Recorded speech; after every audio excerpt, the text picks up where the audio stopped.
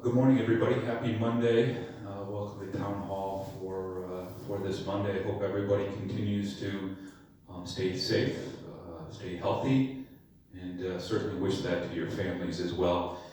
I want to, again, appreciate all the thoughts and questions that are coming my way as we continue to all learn about what this virus means and how to live in this environment. And so I want to talk about something that's been a common theme late last week, and that's masks and gloves, and specifically masks and gloves for people that are working in independent living, whether it's your dining service people that are delivering your food, or anybody else, housekeepers and so on. So first I want to say that as you're hearing on the news and reading about the mask situation or the personal protective equipment situation in the healthcare setting is dire and real, meaning that the ability to get masks and other necessary personal protective equipment for healthcare workers is real,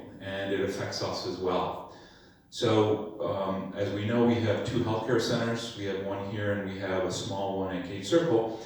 And in both environments, the use of masks and other means of personal protective equipment are mandated by New York State Department of Health and the CDC. So, for instance, anybody that even sets foot on one of our health centers has to be wearing a mask.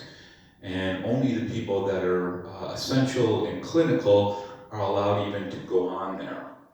That being said, because those masks are in such steady use, just on our health centers alone, we use over 100 masks a day.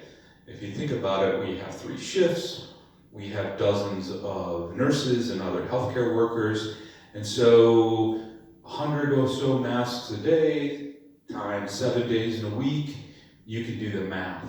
So we are hoarding, as you can probably imagine, masks specifically to our health center, not only because they're mandated, but because we get a trickle in.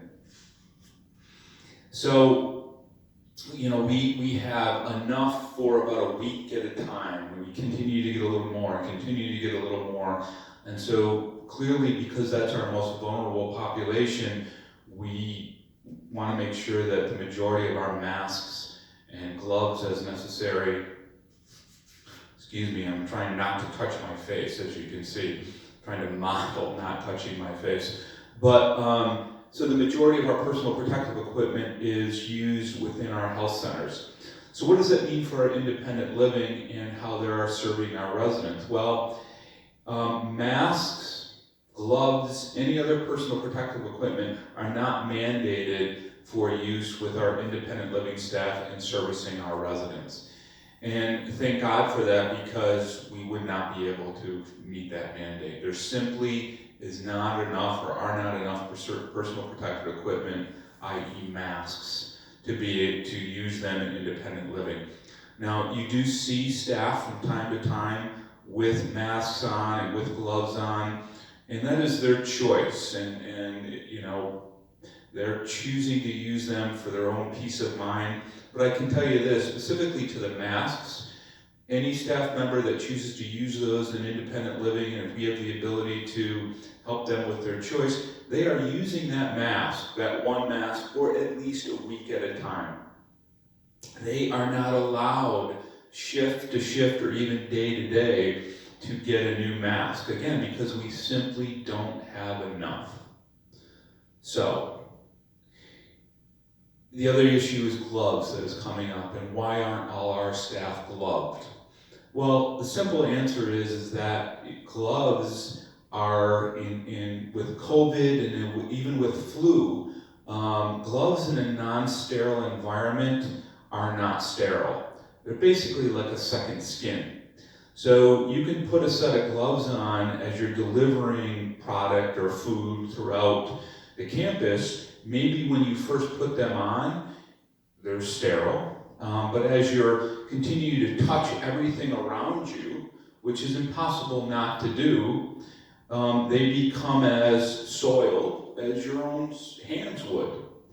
So while people do choose to use them because maybe they feel better about having a glove on, and we're not going to deny people the ability to do that, the reality is that they're simply not as effective as continuing to wash your hands.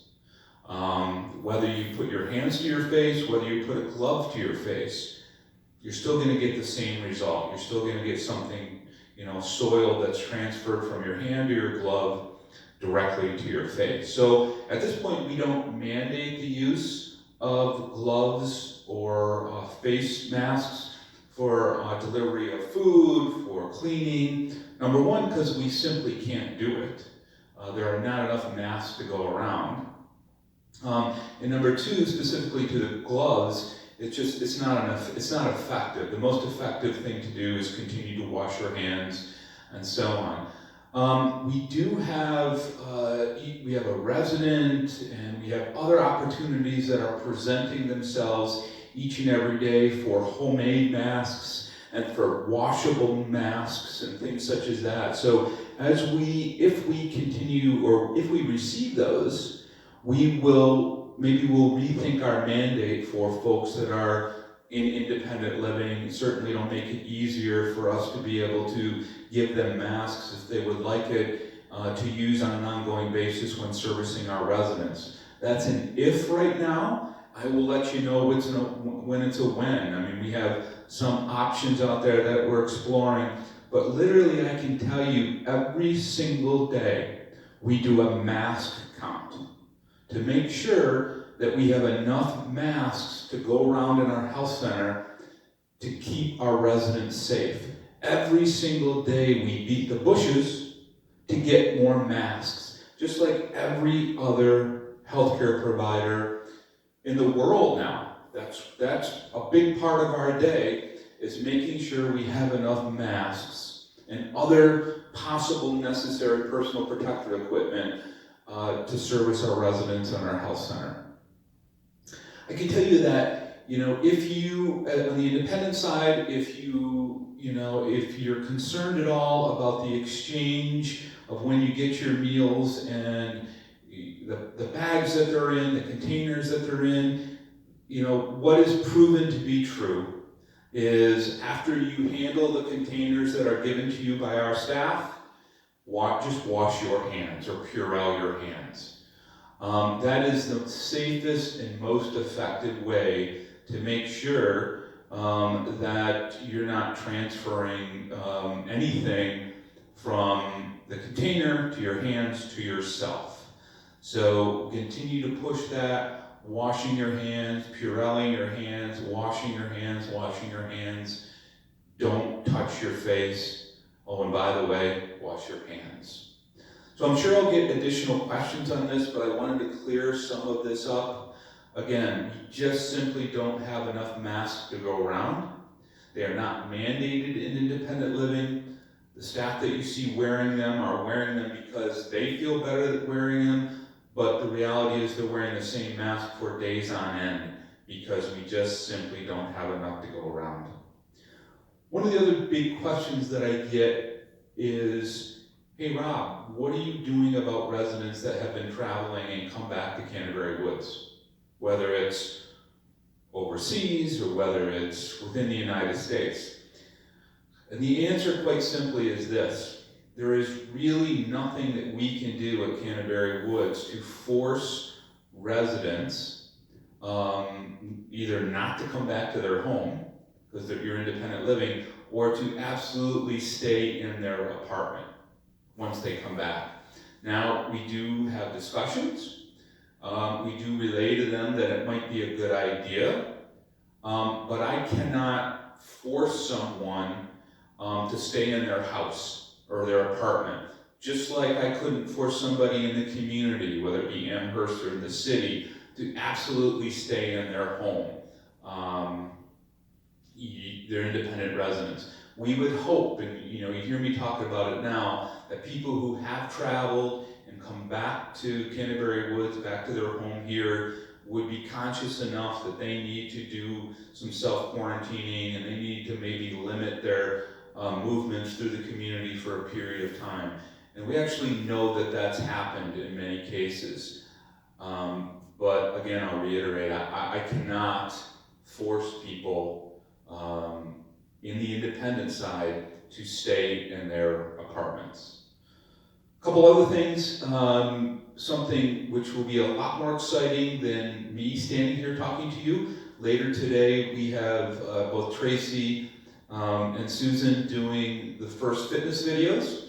So Tracy will be doing hers, or the video, the CD will actually be playing starting 11 o'clock in Williamsville. I think it goes from 11 to 11:40 here. And Susan's CD that she burnt will be playing from 11 to 11:40 for the folks at Gate Circle. So please exercise. Again, for the folks at Lexington, we are in the process of figuring that out. So more to come so that we can make sure the folks in Lexington are exercising to those CDs as well. I want to finish by saying, please continue to wash your hand and continue your social distancing. And everybody, please continue to stay well. Thank you.